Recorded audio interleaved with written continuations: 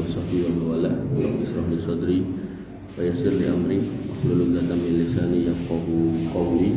Amma ba'du, Bapak Ibu yang dirahmati Allah, alhamdulillah, puji syukur kita haturkan kehadirat Allah tentunya Rabbul Izzati wal Jalalah, Rabb kita semua yang menciptakan, yang menghidupkan, yang mematikan, termasuk yang memberikan rezeki kita, yaitu Allah Subhanahu wa taala.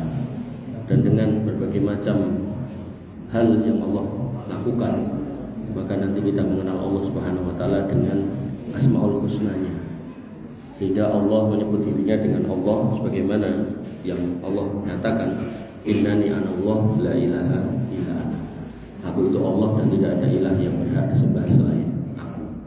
Dan ketika kita mau menyebut Allah dengan selain kata Allah, maka peluangnya Allah mengatakan walillahil asmaul husna fad'uhu biha.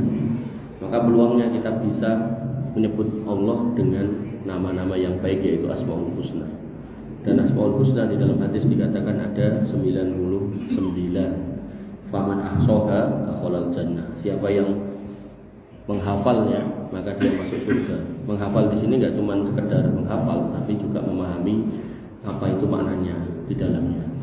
Dan Bapak Ibu yang dirahmati oleh Allah Subhanahu wa taala, di antara Asmaul Husna di situ ada namanya Ar-Razzaq, yaitu Allah yang Maha memberikan rezeki.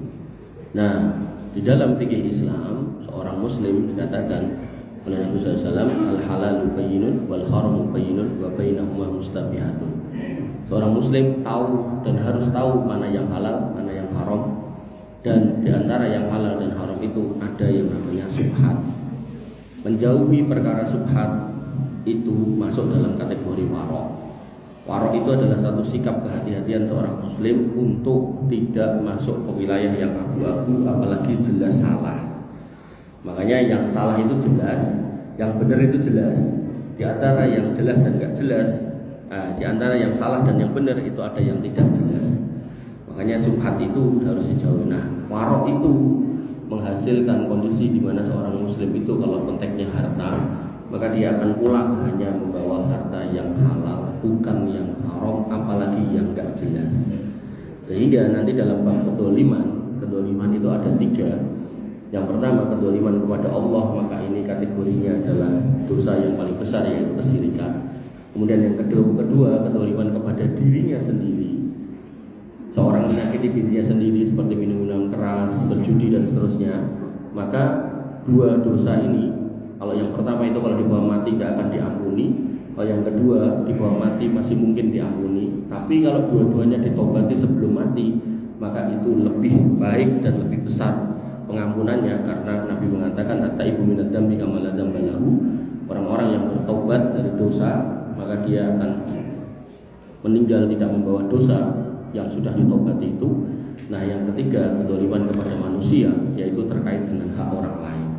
Nah, yang ketiga ini minta ampun tok itu kurang, harus mengembalikan, harus melunasi, mengembalikan apa yang bukan haknya.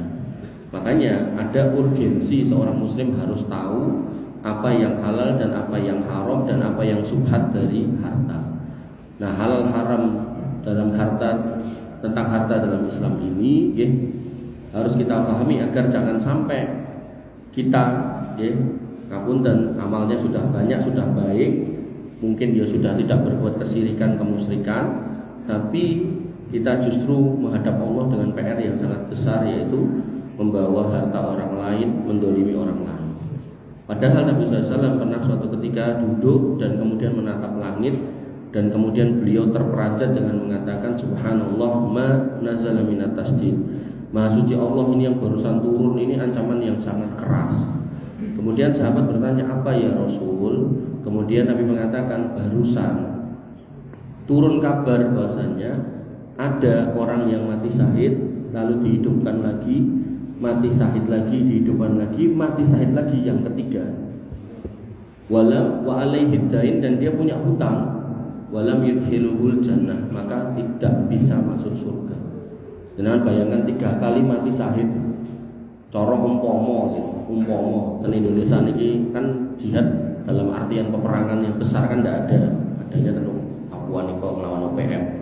umpama kiyaine niku tentara atau polisi tembak UPM mati pisan durung kene tembak meneh mati meneh ping 3 Pak ndak masuk surga gara-gara napa sembari dadi tentara main judi ngutang kancane ra dibayar. Makanya saya kemarin ada napa istilahnya ada pesan khusus buat Mas enggak datang Mas Bella kakaknya kan mriko sampai Mas dan kakak jenengan niku dia kalau mati syahid di sana di tembak UPM itu mati syahid engko nek mati syahid 70 anggota keluarganya bisa diajak masuk surga tanpa hisab tanpa adab penak banget tapi enten syaratnya kudu sholat karena para sahabat niku nek jihad ya sholat kabeh ora enek aku tak rasa sholat nek jihad nek mati syahid enggak ada ya sholat semua terus kemudian jangan berbuat maksiat yang besar-besar nek maksiat kecil kan namanya menungso kita juga tidak tahu khilaf itu. Maksiat besar itu apa ya? Pertama kesyirikan. Yang paling parah yang sering kita dengar soal tentara jual peluru, jual senjata ke UPM nah itu.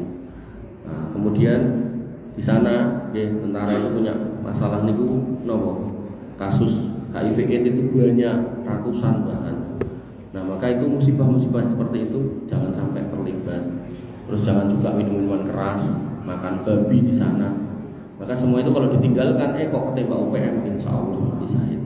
Makanya Bapak Ibu yang dirahmati oleh Allah Subhanahu Wa Taala pentingnya memahami harta-harta yang halal di dalam Islam itu apa aja agar kemudian kita berhati-hati dan jenengan belajar atau enggak belajar nanti tetap akan ditanyai mendingan jenengan belajar sehingga jenengan ketika dulu pernah melakukan kesalahan jenengan tinggal taubati harapannya jenengan tidak punya masalah nanti di akhirat. Tapi kalau sebagian orang kemudian berpikir aku tak rasa sinau ben ora rasa ditekoki niku keliru. Kenapa? Karena zamannya sekarang ini sudah zaman di mana jenengan tidak bisa menghindari dari informasi. Paribasane ngeten, ngaji iso seminggu pisan atau 2 kali sejam atau setengah jam ini enggak mau, tapi nonton TV, nonton TikTok, nonton apa-apa bisa berjam-jam tetap nanti di akhirat itu dianggap orang yang enggak punya udzur.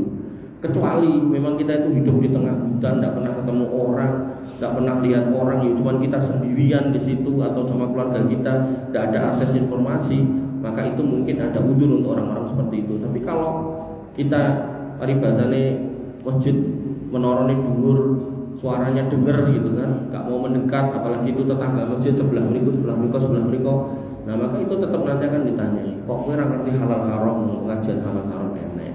Kok kowe ora ngerti cara salat sing bener wong ning masjid wis tau dibahas apa kowe ora teko. Nah, ngoten niku mungkin tetap ditanya. Makanya lebih baik tahu daripada tidak tahu dan nanti tetap akan ditanya. Bapak Ibu yang dirahmati oleh Allah Subhanahu wa taala, dalam Islam ada jelas harta-harta haram. Nah, harta-harta haram adalah harta yang diperoleh dengan cara yang dilarang oleh syariat. Tentu batasannya itu. Berarti kalau nggak dilarang boleh. Minuman haram juga sama, yang dilarang oleh syariat. Berarti kalau nggak ada larangannya boleh. Makanya kaidah yang lalu ada 2 kaidah terkait dengan ibadah, hukum asalnya tidak boleh kecuali ada perintahnya. Terkait harta, terkait makanan, minuman, pekerjaan, hukum asalnya semua boleh kecuali ada larangannya. Nah, dan ketika kita ngomongkan larangannya, maka banyak sebabnya. Di antara sebabnya adalah 2 yang secara garis besar itu 2. Yang pertama haram karena zatnya, barangnya. Jadi nyatanya memang barangnya itu haram. Misal babi, khamr dan seterusnya. Itu zatnya haram. Kemudian yang kedua, zatnya haram, zatnya halal mah. Tapi cara memperolehnya haram.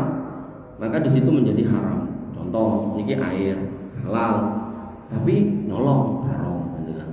Nah, maka keharaman sesuatu itu karena 2 hal, zatnya atau caranya. Nah, kemudian Bapak Ibu yang dirahmati oleh Allah Subhanahu wa taala, terkait dengan zatnya contohnya babi, darah, kemudian bangkai dan minuman keras. Itu mau beli sendiri atau nyolong ya haram tetep.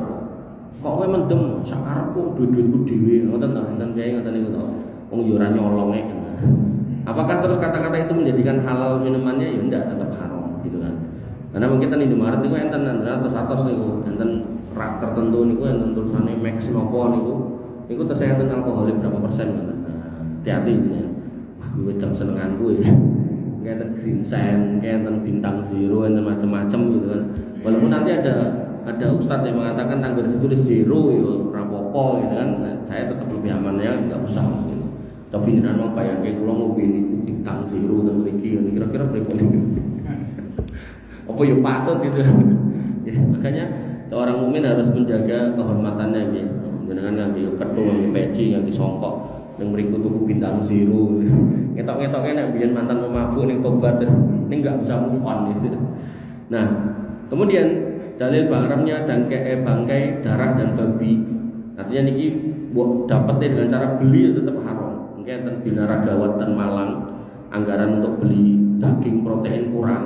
Akhirnya dia ngetokke duit dhewe nggo tuku protein ning proteine ayam tiren. Jadi terus nek tuku sekresek ngetokke duit 50.000. Jadi dia harus makan ayam niku sedina niku 3 ekor atau 5 ekor wong siji. Nah, awake dhewe kadang ekore tok tenang ringan ngono lho. Sate brutu. Nah, niku randite terus tukune ayam tiren. Nah, itu buat tuku wong nganggo duit dhewe ya ndak boleh. Dikatakan oleh Allah Subhanahu wa taala, "Haramat 'alaikum al-maitatu wad-damu wa lahmul khinzir." Diharamkan bagimu bangkai, darah dan daging babi. Babi niku nggih semua babi nggih. Babi sing warnane pink ya ora etok, sing warnane ireng ya ora etok. Babi hutan enggak boleh, babi ternak enggak boleh gitu. Nek wong Sunda niku ngarani babi niku bagong. Jadi mangan bagong ra etok. Kemudian nomor penjelasan berikutnya yang tentang haram zatnya. Nah, di situ ada haram karena transaksi yang enggak benar atau pemanfaatan yang enggak benar. Nah, Bapak Ibu yang dirahmati oleh Allah Subhanahu wa taala, contoh keharaman dari sesi memperoleh yaitu riba yang kemarin sudah kita mulai. Jadi niki kemarin sampai situ kita mundur lagi biar kemudian dengan punya gambaran utuh. Jadi riba itu cuma satu bagian dari banyak bagian metodologi mendapatkan harta yang haram. Kemudian ada penipuan. Jualnya air minum tapi nipu. Contohnya pripun? Iki amanah tulisane regane siji 5.000 misal. Gandeng wis tak dongake, engko nek mbok ombe iso mare seger waras, yo bayaran 50.000. Iki enek macam-macam kalimat thayyib ngene macam-macam lah gitu. Bagaimana dia berjualan gitu kan. Enten tahu Ustaz kata niku to. Air terbaik air Zam-Zam nomor 2 adalah air saya ini. Nah, maka itu penipuan, pendusta. Dan kemudian suap menyuap. Nah, itu juga ndak boleh. Senajan sing bilongke nggih duit. Punten Pak Polisi kula nitip niki nggih ajenge mboten sah ujian SIM. Nah, iku yo mboten asal. Kemudian pencurian jelas mengambil apakah punya orang lain, apakah punya masyarakat, apakah punya negara, apakah kotak infak di masjid, tidak boleh. Kemudian perjudian itu juga tidak boleh. Nanti pelan-pelan saya bacakan dalilnya. Jadi ringkasan sikat. Nah, Bapak Ibu yang dirahmati oleh Allah Subhanahu wa taala, terkait riba kemarin kita sudah bahas dalil haramnya. Wa halallahu al-bai'a wa harrama riba. Allah menghalalkan jual beli dan mengharamkan riba. Berarti riba itu haram. Dan ketika tadi ada haram dari sisi zatnya babi, darah, bangkai, minuman keras, ini yang dari dulu diajarkan ke kita sejak kecil.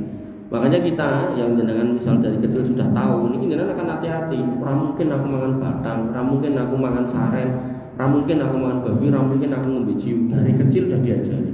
Tapi yang haram dari sisi prosesnya, nah ini yang jarang kita mendapatkan ilmunya. Makanya nanti ketika kita sampaikan soal riba, mesti ada aja orang yang kemudian menolak, padahal ayatnya ada dan jelas. Dan mesti terus dicari celah terus sampai ada seorang tokoh itu sampai mengatakan riba ini ra entuk nek akeh, nek sithik ya ora apa-apa. Mungkin sedekah jenengan gadah duit 10.000, jenengan sedekah 2.000. Niku kan jenengan padha karo sedekah 20%. Begitu jenengan punya duit 10 juta, jenengan sedekah tetap 2.000. Nek saya secara pribadi meyakini pahala yang 10.000 sedekah 2.000 itu lebih besar daripada jenengan yang punya duit 10 juta sedekah ya 2.000. Karena prosentasenya lebih banyak yang pertama. Makanya Bapak Ibu yang dirahmati oleh Allah Subhanahu wa taala, ketika ada orang yang ditokohkan kemudian mengatakan riba menjadi haram nek cacahe gede oke. Itu keliru. Kenapa saya katakan keliru? Karena gini, ketika jenengan membicarakan bank, mungkin di situ duitnya miliaran bahkan mungkin triliunan. Bunganya nggak banyak, 5% misal. Dari 100 juta 5% itu kan berarti cuma 5 juta setahun. Nggak banyak. Bukan 5 juta nih, 5% nih. Tapi nek dilihat duitnya 5 juta, oke. Tapi nek jenengan tinggali bank plecet sing ten pasar nih 100.000. jenengan balekke bendina 2000 ning dipingke pinten swidak 2 wulan 2000 ping 2 wulan ketemune pinten 120.000 2 wulan 20%. Itu berkali-kali lipat daripada yang 100 juta 5%. Apakah kita akan katakan saya 100 juta yang salah, yang 100.000 yang benar karena sidik? Tidak. Maka yang dilihat bukan banyak sedikitnya, tapi pertambahan atas transaksi utang piutang. Nah itulah riba. Mau sedikit mau banyak, mau bentuknya duit, mau bentuknya kemarin dipijeti atau mau bentuknya digonceng ke kampus ke kantor, ya itu tetap riba. Makanya Bapak Ibu yang dirahmati oleh Allah Subhanahu wa taala, dalil ayatnya niku dan banyak ayat yang lain, kemudian dalil hadisnya la'anallahu akilar riba wa mukilahu wa syahidaihi wa katibaihi. Allah melaknat pemakan riba, yang memberi riba menjadi saksinya, dan orang-orang yang menulis transaksi riba. Makanya jenengan kalau dijadikan saksi utang piutang, jenengan harus pertanyakan itu utang piutang opo, terus piye. Jadi ngene Pak, aku ngutang ning Pak kae 200 juta, Pak aku balik 220. Dengan jenengan ngaji, jenengan harus keluar refleks, berarti iki riba. Moh aku nek udah jadi saksi. Wis ngopai orang terus DE sing nampa DE nyemplung rokok ngejak-ngejak gitu. Nah, jangan mau nih. Makanya nggih, saya punya istri niku notaris, tapi karena ya kita berprinsip yang kayak gini-gini enggak mau ya, kliennya enggak banyak. Itu malah curhat Mas. Ya itu sebuah konsekuensi dari sebuah prinsip yang dipegang. Artinya ketika kita memegang prinsip yang kita yakini itu benar, ya apapun konsekuensinya ya bismillah, itulah jalan hidup kita. Makanya Bapak Ibu yang dirahmati oleh Allah Subhanahu wa taala, saya berharap dengan saya sampaikan ini jenengan nanti menjadi orang-orang yang jadi tahu halal haram, dan kemudian jenengan akan jadi lebih hati-hati. Niku terkait riba. Kemudian berikutnya terkait penipuan. Seorang muslim enggak boleh menipu. Menipu temannya enggak boleh, saudaranya enggak boleh, tetangganya enggak boleh. Pemeneh menipu ustadz. Kadang niku kula sering lho Pak, pengawasan ngeten iki tiba-tiba dijaluki nomor terus dijak ketemuan era diparani ning omah gitu kan. Ujung-ujungnya ditawari macam-macam gitu kan. Terakhirnya ya dihapusin. Makanya niki antara lugune kula napa gobloke kula kan. Ya iso kapusan. Ya. Bapak Ibu dirahmati oleh Allah. Nabi SAW bersabda, "Man ghassa falaisa minna." Siapa yang menipu, maka dia bukan golongan kami. Hadis ini turun pada waktu itu ada seorang sahabat yang jualan gandum. Gandum ekodanan, bagian atasnya basah. Akhirnya sing basah niku diwalik tekek ngisor, sing kering taruh atas. Nah, tujuannya apa? Agar orang begitu melihat, wah gandumnya apik ya, dituku. Nah, padahal mungkin diciduknya rada medhuk gitu kan. Nah, Nabi niku kadang-kadang jalan-jalan teng pasar, inspeksi. Nah, tangan beliau dilepokke ngoten, selep diangkat, kok terus ngisore Mas. Diceritakan nyata-nyata terus jawab Nabi, "Man ghassa falaisa minna." Siapa yang menipu, berbuat curang, maka itu bukan golonganku. Termasuk mungkin misal dengan ada mobil nanti nabrak, senajan niku pun dengan dandake. Seorang muslim ketika mau menjual itu harus cerita. Iki tahu nabrak. Nanten pundi sisih pundi, ya wis ra ketok Mas, wis tak dandani. Atau mungkin dengan yang kadang wong sugih Jakarta niku mobilnya gonta-ganti perkara napa kelelep banjir. Rampung banjir langsung dijual, tukune hanya. Mungkin banjir mulai ngoten mulai.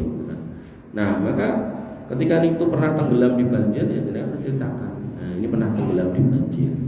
Makanya Bapak Ibu dan rahmat Allah Subhanahu wa taala, menipu dalam Islam tidak boleh. Ya. Nah, kemudian berikutnya adalah harta haram berikutnya yaitu suap, riswah. Nabi SAW mengatakan la'anallahu ar-rasi wal murtasi. Allah melaknat pemberi suap dan penerima suap. Nanti disebutkan lagi dengan kalimat yang lain, ar-rasi wal murtasi finnar. Orang yang menyuap dan yang disuap masuk neraka. Nah, suap menyuap ini hari ini luar biasa mengerikan ya, karena kita umumnya kaum muslimin kadang lihatnya itu sing dilonggi iki duit apa babi. Nek babi moh, tapi nek duit gelem. Padahal dua-duanya dalam Islam ini tidak boleh Pak. Dalilnya jelas gitu.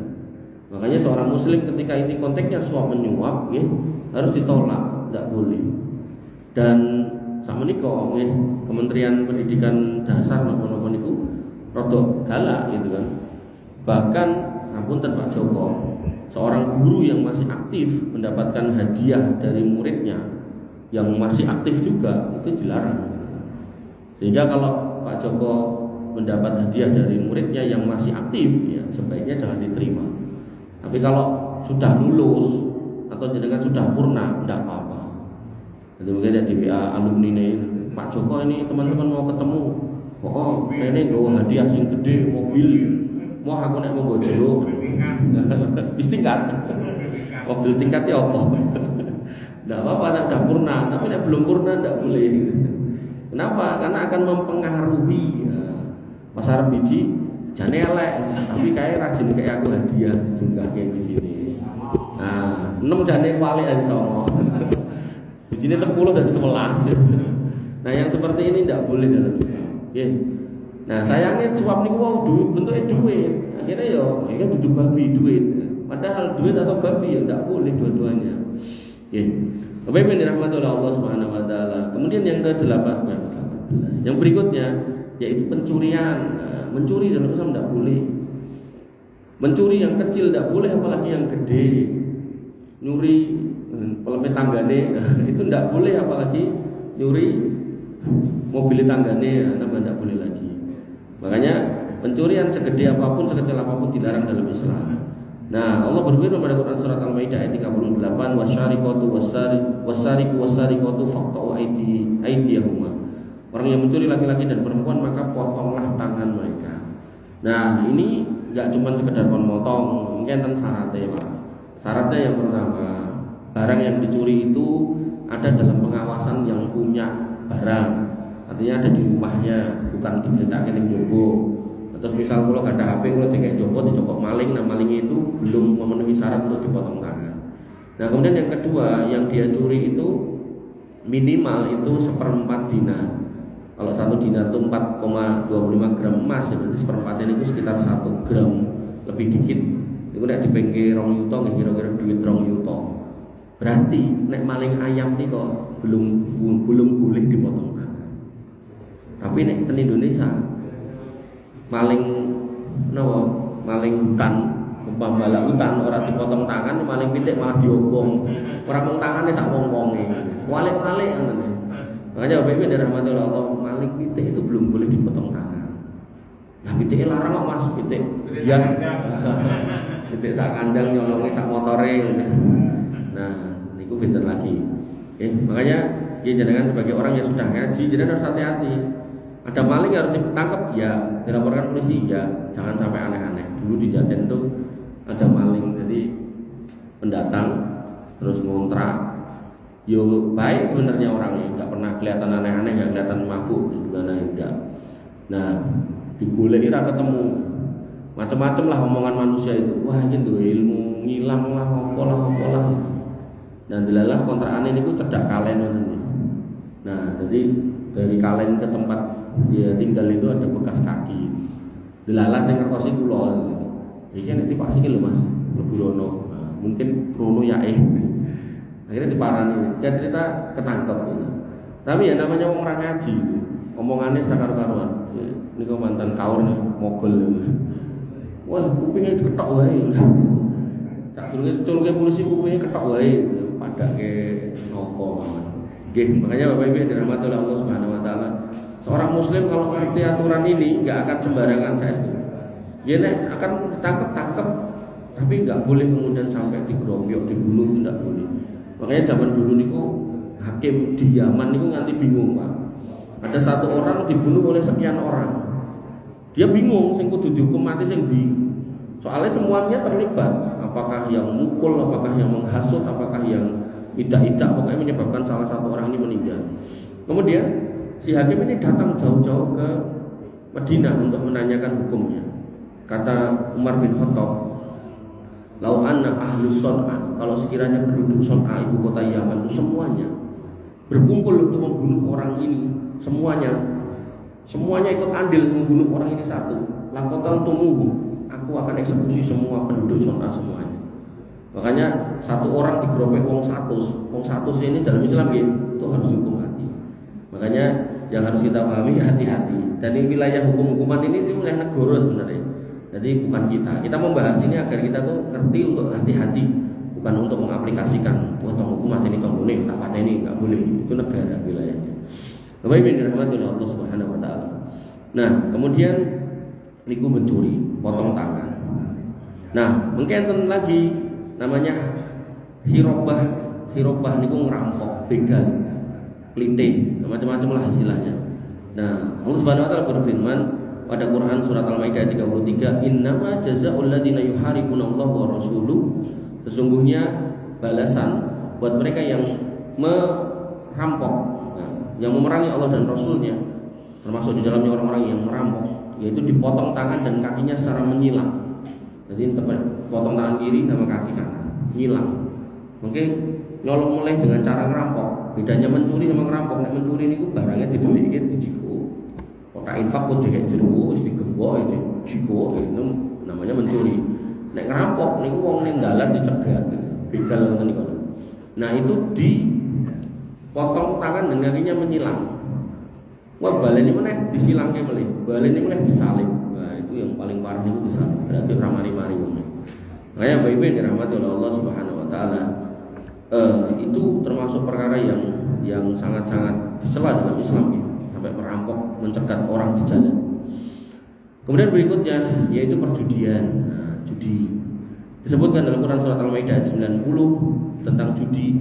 Innamal khamru wal maisiru wal ansabu rijsum min amali syaitan. Sesungguhnya khamr, judi dan berhala itu adalah barang-barang yang najis dan termasuk perbuatan syaitan.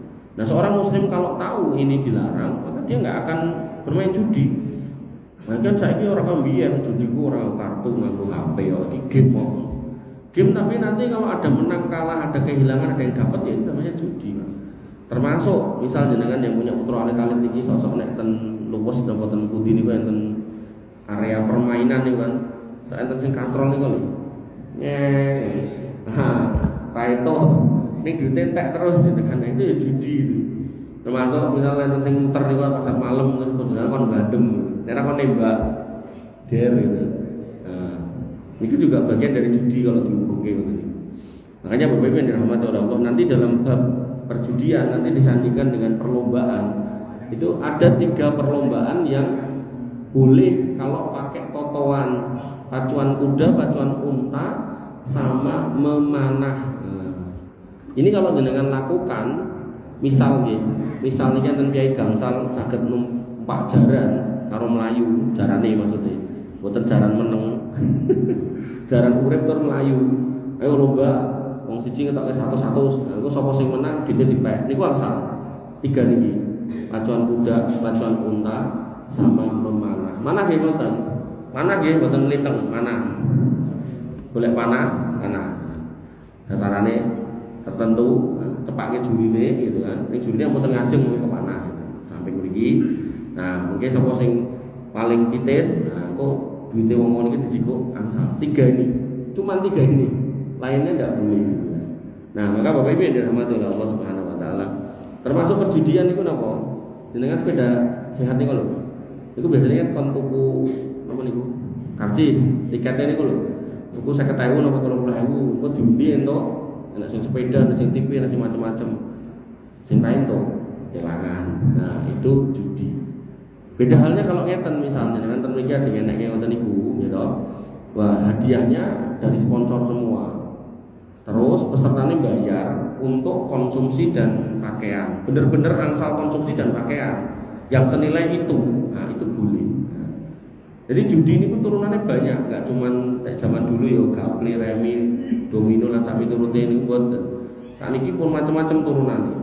Termasuk jenengan sing remen peksi, gantangan manuk niku nggih judi. Kapan? Ya, ketika jenengan meh daftar niku bayar, engko nek ra kepilih jenengan kelangan, itu judi. Mancing judi. Kapan? Ketika jenengan bayarnya bukan karena berat ikane, tapi karena napa? Gede-gedean. Nah, di situ jenengan kemudian nek gede dhewe itu hadiah akeh, nek ora gede malah kelangan akeh, nah, maka disitulah judi. Banyak turunannya. Makanya saya berharap ya pembahasan ini ke depan panjang insyaallah itu muncul pertanyaan-pertanyaan kayak kasus kurban itu. Nah, harapannya biar jenengan jadi padang. Dan jenengan ketika yang jenengan tanyakan itu terkait dengan hobi jenengan nggak usah sedih, nggak usah kecewa gitu. Misal jenengan hobinya mancing ten kolam sing bayar dan memang pengarap-arapnya ben untuk duit mulih, kok terus itu nanti kesimpulannya judi dan haram, terus jenengan harus tinggalkan itu, tidak usah sedih, tidak apa-apa. Justru jenengan harusnya senang. Berarti selama ini aku salah, alhamdulillah saya itu seorang. Ben aku tambah orang gelo, saiki aku tak gawe kolam dhewe, tak kei iwak lele dhewe, tak mancingi dhewe sak puase. Kan ngoten malah ra kelangan, garwane lek golek yo mayar. Aku ning dile, ning buri Bu mancing. Oh wis genah. Oh, lho kula duwe kanca lho, Pak Trito, kula teko kula jane yo mung iseng teko. Mas, kowe nek mancing nanti jam piro? Kula, jenengan pengen ngerti? Aku nek mancing nanti 2:30 Mas. Kayak ngopo ae mancing 2:30. Apa ya malah penak mulih ning omah ngeloni bojone 2:30. Terus kuwi entuk apa aku niku? Ya iwak. Ya ngerti iwak maksudnya iwak segede apa. Wak lele paling cilik-cilik. Kuwi jam piro ning omah kan? Ya kadang jam 11, kadang jam 11. Ngenteni anakmu karo bojomu turu. Nggih. Lah kuwi kowe ning omahku enek kolam lele. Kowe nggo serok 5 menit tuh entuk 5 kilo. Wah nek ngoten niku nggih mboten seru. Ya seru mosok nganti 2:30 gek ngopo aku itu. Dan sering enggak ngantor, Pak. Jadi mangkat absen sangu pancing niku kok mancing. Ya Allah. Ya delalah yo keberadaannya ya enggak terlalu penting ya. Jadi yang ada atau enggak ada ya kantor tetap jalan. Bapak Ibu yang dirahmati oleh Allah Subhanahu wa taala, niku musibahnya niku nggih. Nah, kemudian berikutnya harta haram dari transaksi haram. Zina haram, maka duit dari zina haram. Makanya disebutkan dalam sebuah hadis, innaha khabisa. Harta yang didapatkan dari perbuatan dosa itu dosa, enggak boleh. Nah, kadang orang niku salah pahami ngeten. Kan sing ra itu pelakune. Aku kan bukan pelakune. Aku kan cuman satpam ning hotel. Ning hotel 1000 sing gawene dienggo mangkal. Ya sama aja. Semua orang yang terlibat dalam bisnis itu ada di dalam dosa. Makanya kenapa prostitusi di satu kota itu susah diberantas karena ada backingannya. Dan backingannya ini berjenjang gitu. Dari yang gampangannya preman procok sampai nanti rodok dhuwur niku enten kaya diopeni. Makanya yang seperti ini kalau nggak disadarkan dari sisi keimanan itu susah berubah. Makanya kalau ada sebagian orang Islam dengan ormasnya gropiokan tadi, itu mesti akan muncul respon balik. Kenapa? Sakjane sing nglakoni ini yo Islam ning ra paham, sing kene Islam ning rumangsa paham dan pengen segera merubah, akhirnya terjadi konflik sosial, konflik horizontal. Nah, harusnya seperti apa ya? Harusnya yang para pelaku dan segala macamnya ini disadarkan dengan ilmu yang tadi nek kuwi duit haram dari mulai pelakunya sampai orang-orang yang terlibat di dalamnya, hotel yang memfasilitasi, security yang menjaga, backingannya, sok-sok germone gak mucikarinya. Dan parah lagi hari ini mucikari germo itu kadang ya suaminya, ya kakaknya, kadang ada lagi bapaknya gitu. Alhamdulillah. Jadi sudah nggak pengen lagi hidup susah, tapi dia menghalalkan segala macam cara. Makanya Bapak Ibu yang dirahmati oleh Allah Subhanahu Wa Taala, jadi kalau perbuatan itu haram, maka memfasilitasi dan segala macam keterlibatannya itu haram. Termasuk tadi ayam tiren itu haram, maka kita ngambilkan dari peternakan, diantarkan kepada orangnya, terus diopai haram jadinya. Jadi bukan kemudian aku kan orang ngedol, aku ya ora sing ngingu. Nah aku sing ngingu tak kubur. Nah aku bakule ora bakal ngedol ayam tiren. Aku kan mau ngeterke. Nah ning kowe ngeterke tok wis salah, apa ning ngeterke diopai tambah salah. Nah kemudian berikutnya yang nggih menika korupsi. Korupsi ini juga musibah hari ini. Allah Subhanahu wa taala berfirman pada Quran surat Al-Anfal ayat 27, ya ayyuhalladzina amanu la takhunullah war rasul wa takhunu amanatikum. Hai orang yang beriman, janganlah kalian berkhianat pada Allah dan Rasulnya, dan kalian khianati juga amanah-amanah kalian. Jadi orang-orang yang dikasih amanah kemudian tidak amanah, nah itulah orang-orang yang korupsi. Di korupsi niku bahasa lainnya koruptor niku jane pengkhianat sebenarnya. Nah, cuman nanti khilaf ulamanya apakah dia dipotong tangan atau tidak. Ada sebagian ulama yang berpendapat nggak boleh dipotong tangan karena harta yang dia curi itu harta yang di bawah pengawasannya. Sedangkan hukum potong tangan adalah orang yang mengambil harta yang diawasi orang lain. Nah, kasus di Indonesia sekarang ini ya, yang terjadi adalah para pelakunya yang notabene adalah para pejabat penguasa, pembuat aturan. Nah, mereka nggak berani bikin aturan yang tegas karena nanti akan kena kepada mereka. Nah, begitu aturannya nggak tegas, ternyata pelakunya makin hari makin banyak dengan nominal yang makin gede. Nah, saya secara pribadi condong kepada ini sudah masuk kategori extraordinary crime. Kalau sudah kejahatan luar biasa, maka harusnya tidak lagi pakai rumus yang biasa. Yaitu apa? Ya ditingkatkan hukumannya, mungkin hukuman mati agar kemudian mereka jadi takut. Gitu. Karena kalau dielek takut sama Allah, ya sudah takut ya. Takut sama polisi, sama jaksa, sama hakim, sama pengadilan ya sudah tidak takut.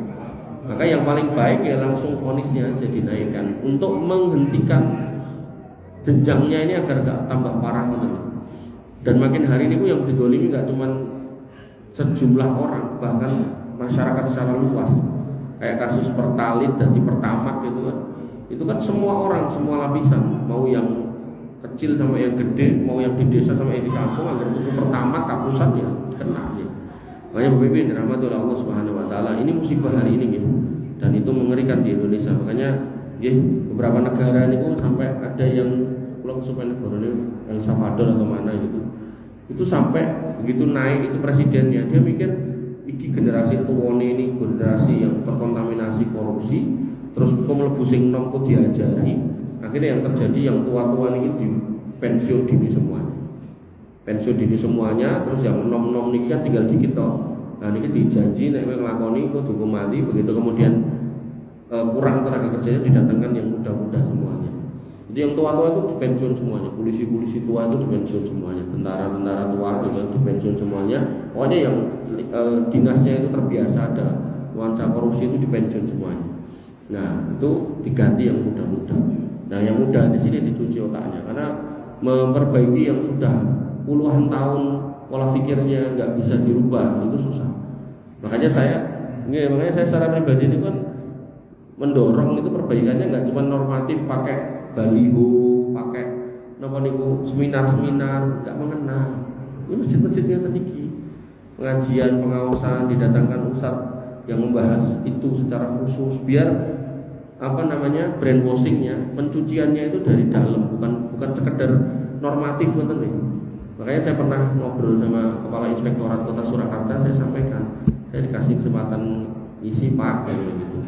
Bismillah, saya akan sampaikan tentang jeleknya korupsi dan seterusnya. Ya mudah-mudahan dengan mendukung, saya bilang. Beliau mendukung, karena beliau waktu ada acara sempat saya datang nih, beliau jelas korupsi itu bertentangan dengan agama gini-gini, aku lihat terus pas gitu. Makanya suatu ketika ketemu di masjid itu kalau terdai, kalau jauh ngobrol gitu, ya wes silakan Mas. Nah tinggal nanti kan bolanya itu gliding kemana gitu kan? Apakah mau gliding ke kebaikan atau kadang mau baik itu dikriminalkan ya bisa. ya artinya kan semuanya kan memungkinkan gitu kan. Makanya Bapak Ibu yang dirahmati oleh Allah Subhanahu wa taala, itu PR buat kita semuanya. Ada orang niku nek dikandani apik niku seneng enten sing dikandani apik malah dicegat sing ngandani nggih enten. Ya niku nanti kembali kepada diri saya apakah itu menjadi musibah buat saya atau tidak ya kula alami. Kemudian yang ketiga, merampas hak orang lain itu juga dilarang. Bukan haknya diambil, bukan warisannya diambil, bukan rumahnya diambil, banyak atau kayak gitu. Udah dibeli orang, sertifikatnya ada, tiba-tiba ada sertifikat baru. Makanya saya itu sampai heran. Yang namanya Menteri ATR BPN itu kan dari periode ke periode kan diganti, dan setiap ganti selalu jargonnya memberantas mafia tanah. Pertanyaannya lah, sing wingi-wingi keberantas apa orang? Sampai Menteri ATR BPN itu pernah dijabat oleh mantan Panglima TNI Togo. Kan kurang piye gitu mantan Panglima TNI terbrewose wandel gitu kan. Jane kan ya serem gitu. Oh enek wae ya. Terus pernah dijabat lagi sama mantan ini putrane Pak SBY ini dulu kan ya wong TNI juga toh. Nah, tetap ya enek meneh ya. Jadi jargonnya itu selalu ada. Sampai nggih. Nah ini jadi rahasia, tapi kalau kasih tahu. Sampai kan BPN itu sudah menjadi rahasia umum niku tiap meja niku nggih dokumen niku mesti enten duwite sing kudu didekek. Meja ngene semene wis makane jenengan nek dicas kali notaris niku kok rada larang niku jane ngopeni wong niku. Jadi bukan yo sok-sok notaris yo untuk ditukeh sok-sok yo gitu kan. Cuman yo ngopeni niku. Notarisnya mau berbuat sendiri nggak berani karena kumpulannya sepakat ya wis dikai wae. Terus mereka mikirnya, oh aku jalurku ya mung sithik, meja kene mung 300, kono 200, padahal itu sekian juta. Jadi akhirnya ya wis lah ngono Pak. Ini musibah sebenarnya. Harusnya ya enggak gitu loh. Kamu jadi staf di BPN, kamu udah tahu gajimu segini. Dan kamu sudah tanda tangan terima kalau gajimu segitu kamu terima. Ngapain kok jajak jaluk ini dan itu gitu. Semata ugi ten kelurahan kan sudah jelas gaji ini bengkok, gaji ini kan jelas. Oh ya cek dadak gowo kotak infak gitu kan. Seikhlasnya. Nek judule kotak infak ya mikir kula dienggo fakir wis ten kampung mriku mboten nih. Enek sing leboke 50.000 ngono ya disik-disikan nggawa jiting ngono diogok-ogok ditempel. Didudut nganggo kulit manuk ngono. Wah, iki piye to wong iki. Ya karena yang dia dudut niku duit, dadi rumangsane nek duitnya halal itu. Coba nek sing 30.000 cuwilan daging babi moh mesti wong. Gah ngono daging babi. Padahal nek duit niku haram, mbok ditukokke iwak pitik ya tetep judule iwak pitik haram juga ngono. Makanya Bapak Ibu yang dirahmati oleh Allah, iki saestu niki ilmu penting agar kita itu menjadi orang-orang yang warok, orang-orang yang tidak kemerangsang, orang-orang yang menerima apa yang Allah berikan. Kalau emang itu banyak ya kita zuhud, kalau itu sedikit ya kita qanaah. Tapi kalau kita nggak paham ilmu ini, mas, apa-apa ditabrak. Nah, disebutkan dalam hadis riwayat Imam Ahmad, la yahillu ma limri'in muslim illa bi tayyibin nafsi minhu. Tidak halal harta seorang muslim kecuali dengan kerelaan hati. Berarti ngambil dengan tidak hak itu tidak boleh. Satu lagi, di sini ada disebutkan termasuk yang haram adalah berbuat curang dalam timbangan. Ngakali timbangan nggak boleh. Dikai bandul nggak boleh dari bawah. Atau mungkin yang jerone gehenten dilasi bau cilik ngoten nggih mboten angsal. Allah berfirman, bahkan ini Allah nggih, Qur'annya juga satu surat yang khusus bahas itu, wailul lil mutaffifin. Celakalah orang-orang yang berbuat curang. Siapa? Dikatakan curang di sini siapa? Alladzina idza qalu 'alan nasi yastawfun wa idza qaluhum awazanuhum yusirun. Orang yang kalau beli, nek sebagai pembeli, niku nek bentuknya timbangan jalan dipunjuli, wis ditimbangke 2 kilo, 3 kilo, punjuli iya. Bakule ikhlas ya sudah. Tapi enten tapinya meleh.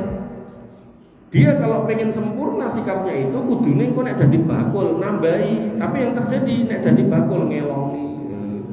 Nah, inilah sikap orang culas. Jadi nek dadi pembeli jaluk ditambahi, nek dadi bakul senenge ngelongi. Dan ngelongi nih Pak, niku yang saya dulu pernah diajarkan oleh guru tafsir saya.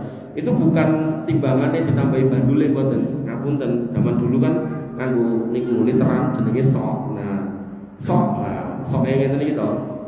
Niku nek dicidhuke ngeten, jempole dilebokke. Nah, jadi kelongan sak jempol iki. Itu ndak boleh. Soalnya tetap ya ngeten niku. Dadi nek dhek ngliteri dhewe, tangane ning jaba, tapi nek ngliteri wong liya jempole dilebokke. Itu sudah masuk dalam kategori wailul mutaffifin. Insya Allah nanti kita bahas satu-satu. Mencuri itu apa hukumannya apa, korupsi itu apa hukumannya apa, riba itu apa hukumannya apa, gitu kan. Dan jadi kan kalau punya keluarga, punya teman yang bergerak di bidang bisnis, usaha segala macam, monggo dihadirkan di sini. Ini namanya muamalah syariah, yaitu fikih-fikih muamalah dalam Islam.